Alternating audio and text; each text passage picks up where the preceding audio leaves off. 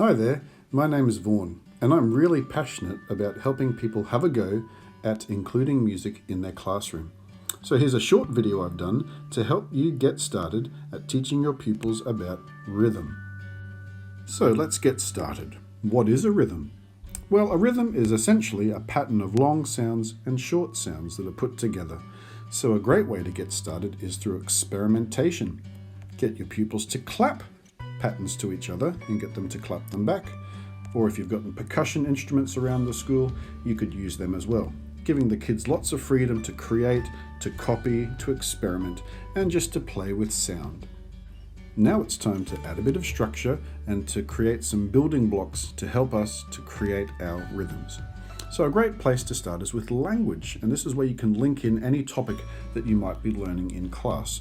So we start with words that have one or two syllables. So for example, you could use shapes. You could use square or circle.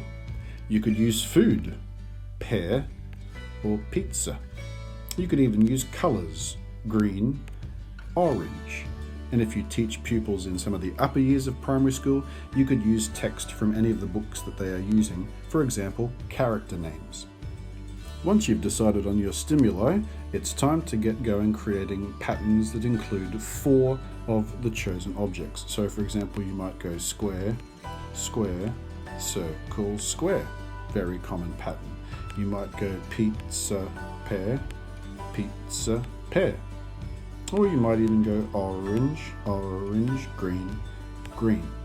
You're only really limited by your imagination, but I recommend you stick to 4 in any combination just to help keep it nice and concise.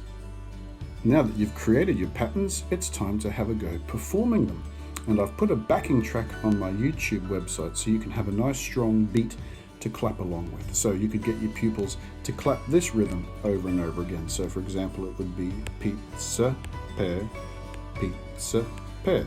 with each item taking up 1 beat or pulse. Then once you've got children or groups creating wonderful 4-beat patterns or rhythms, why not combine many together to create an even greater challenge for the class? Clap it along with the backing track. The kids absolutely love it. Once your pupils are confident creating rhythms using things that you've chosen from your lessons, why not start now teaching them about music notation? So a 1-syllable sound in music looks like this, and to help them learn them, you can use what we call a rhythmic language and call this one tar.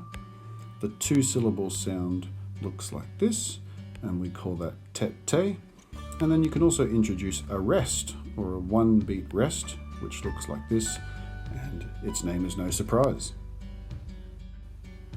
Now we can take the wonderful rhythms and patterns that they created earlier and apply the music notation. So for example, square, square, circle, square would now look like this.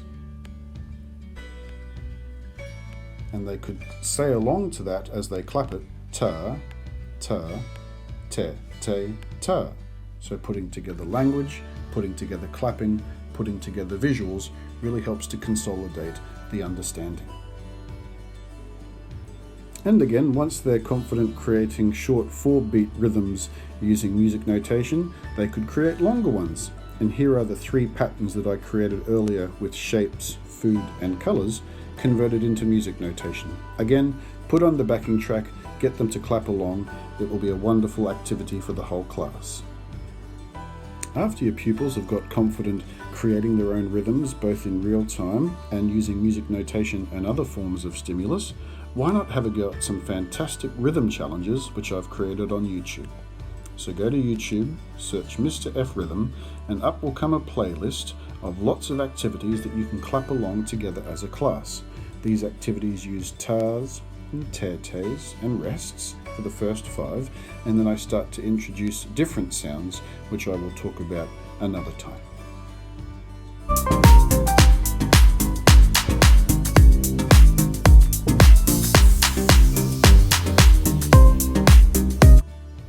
Well, I hope that's given you some ideas and a feeling of confidence that you could have a go at including some music into your classroom. So in the coming weeks, why not set yourself a challenge? Have a go at teaching your pupils about rhythm.